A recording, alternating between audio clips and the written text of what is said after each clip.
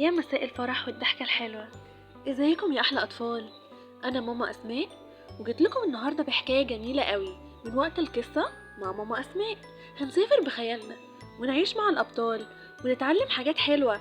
تعالوا نسمع القصه سوا ونشوف هنتعلم ايه النهارده. كان يا مكان في مزرعه جميله مليانه خضار وفاكهه، وكان في فار صغير اسمه شادي. شادي ما كانش قوي ولا كبير، لكنه كان ذكي جدا ومحبوب من كل الحيوانات. وفي يوم من الأيام جه قط شرير واسمه مشاكس، وبدأ يخوف كل الحيوانات، وكلهم بقى مرعوبين ومش عارفين يناموا ولا يخرجوا ولا يعملوا أي حاجة في حياتهم. بس شادي رغم إنه صغير وقف وقال بصوت شجاع: أنا مش هسيب أصحابي، لازم نلاقي حل. وقعد يفكر ويفكر ويفكر،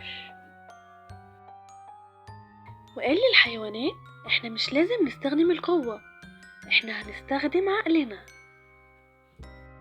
ولما القط نام ربطوا حواليه جرس صغير من غير ما يحس، ومن يومها كل ما القط يتحرك الجرس يرن، كل ما القط يتحرك الجرس يرن، وكل الحيوانات تعرف وتستخبى بسرعة.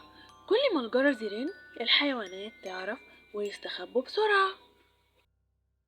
وبكده مشاكس ما قدرش يفاجئهم تاني، وعاشوا كلهم في امان وسعادة. وشادي بقى بطل المزرعة. العبرة من القصة يا حبايبي ان الشجاعة مش دايما القوة، احيانا العقل والتفكير الهادي هو اللي بيخلينا نعدي الصعاب، ومساعدة اصحابنا هي احلى واجمل حاجة نعملها بقلوبنا الطيبة.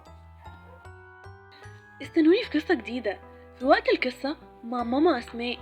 بحبكم كلكم، مع السلامة يا احلى اطفال، وتصبحوا على الف خير.